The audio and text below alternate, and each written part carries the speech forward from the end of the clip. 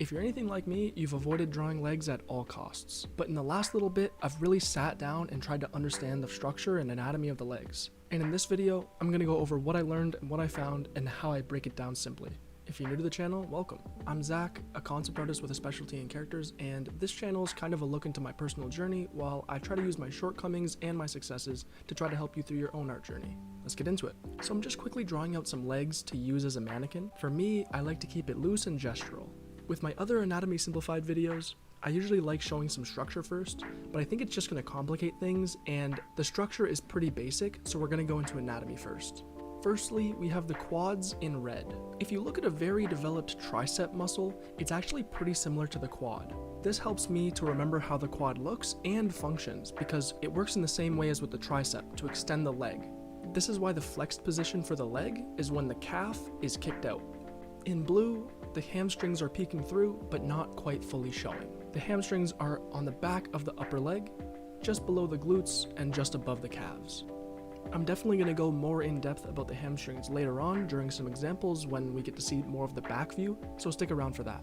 Then we've got the calves in green. They're just this kind of weird diamond shape, again very similar in shape to the triceps. And by the way, when I say calves, I'm referring to the muscle on the back of the calves. And then moving into the rest of the lower leg, it's in purple. The way I like to think of the rest of the lower leg is it's just an amalgamation of bony and tendony bits. This is why the kneecap and the front of your shin is super hard. It's because your body doesn't put much muscle or fat on that part of the body. I don't have extensive knowledge on all the muscles in the lower leg and all the technical names and stuff like that. It's a very complicated thing, which is why I like to simplify these complicated subjects. That all being said, think of the lower leg being a pretty thin, bony limb, similar to the forearm, with the main muscle component being the muscle on the back of the calf, colored green for the video. And then we've got a similar situation to the hamstrings. The glutes are kind of peeking out from behind. I'll go more in depth on the glutes later. So for the next chapter of the video, I'm actually going to go into studying some real life examples. Getting into it, I'm just going to be jumping between different body parts. Something I want you guys to take note of is the position of the joints, so meaning if the lower leg is bent or not, if the knee is bent or not, and how the muscles are affected based on that. So with the top left example, because his knee is really bent, his hamstrings are going to be super bundled up, very similar to a bicep. And actually same with the lower left example.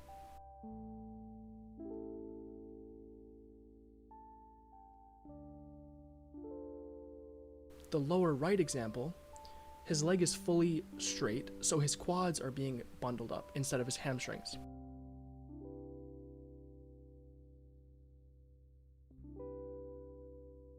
Another thing I want to point out is something I didn't talk about yet is the hip flexors. With the top left example, his hip flexors are very, very defined, and so I felt like it was very necessary to point them out. They're a part of the legs, but I feel like once I start getting into the hips, it gets to be a lot more complicated, so I'm going to save that for another video. Another thing I want to point out is with the top right girl, she's squatting down, and so her knee is as bent as it possibly could be, and so her quads, her hamstrings, and her calf muscle are all bundling up. I also should have mentioned this before, but those lines that I'm drawing around the contour of the body, those are basically a cheap way to show the curvature of the legs. I would really suggest that you guys go and do this yourselves. Maybe go to Pinterest or Google, find some examples of some people posing in different positions, and take note of the way that the muscle forms and deforms based on the position of where it's at. Now that you guys understand the underlying structure of the leg, and you understand how that's applied in real life examples, let's do some master studies and see how other artists simplify anatomy. So I'm just going to quickly lower the opacity and do a quick overdrawing to lay the foundation for the study. Firstly, we're going to take a look at the glutes. Something I took note of and I think is kind of a useful way to look at the glutes is it's not just this weird random lump of mass, it's actually like the delt, inserting at the base of the back and the bottom outer side of the leg. The reason it sometimes kind of just looks like a weird lump of mass is because the human body tends to put a lot of body fat onto the legs, hips, and butt, and so because of this, that whole area is often defined by each person's particular DNA or genetics. This isn't always the case with arms, and so I think arms are a lot more predictable, whereas legs are kind of harder to understand. So if we're looking at these examples, it's actually quite predictable because all of them are similar body types and their butt is actually quite defined.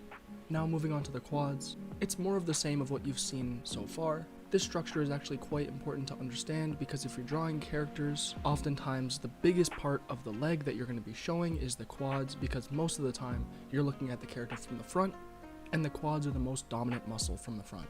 Something you can notice from the bottom left image is the quad muscle kind of wraps around the upper part of the kneecap. This is going to be a lot more prominent in more muscular people. Moving on to the hamstrings, again, they're kind of like the biceps of the leg. They're what bring your foot to your butt, almost like when you bring your hand to your shoulder. This should be kept in mind when thinking about drawing the leg in dynamic positions. You can try this yourself. Try flexing your bicep, and then stand up and try flexing your hamstring.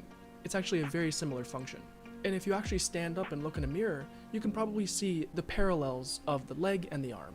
And I think if you understand the arm, you can start to begin to understand the leg. If you don't understand the arm yet, check out this video, I'll put it on the screen. For the lower leg, in general, unless the subject is extremely muscularly developed or very lean, the calves won't be very defined. Here's an example of a really jacked calf and what most people's calves look like.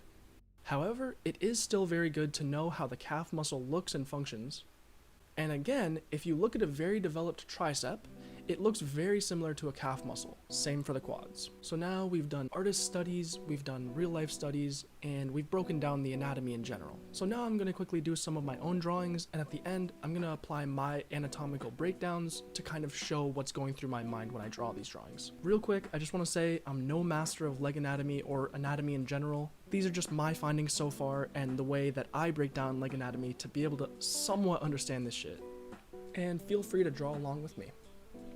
Keep it loose and gestural, don't feel too much pressure about drawing it. I think in my case, in the past, I've felt a lot of anxiety drawing things that I don't know much about, especially if it's super out of my comfort zone. And I think that's even the reason why I've taken a long time to make this video, is because I've just felt a lot less comfortable drawing legs, which is why I took my time to really try to understand it at least a little bit more. So I hope you're really just trying to have fun with it and just really try to explore the way that you like to do certain shapes. My drawings are not going to look exactly the same as any of the artists that I studied in this video, nor do I want them to. And that's obviously no knock on them.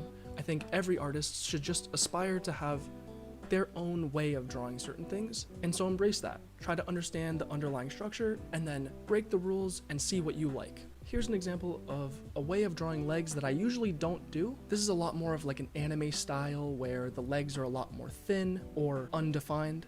Although I really do like the way that the shapes have turned out, and a couple of things that I do feel like I've left out of this video are the hips and the feet. Those are beasts of their own, so I may make a video in the future on those. Let me know in the comments if that's something you'd be interested in. And here are the anatomy breakdowns on my own drawings. I'm not literally thinking of these colors in my head while I'm drawing, but I am thinking of this underlying structure every time I draw legs. I hope this breakdown made sense, and if this helps you understand legs a little bit more, my other anatomy simplified videos might help as well. I'll put the whole playlist on screen right now. Thanks for watching. Peace.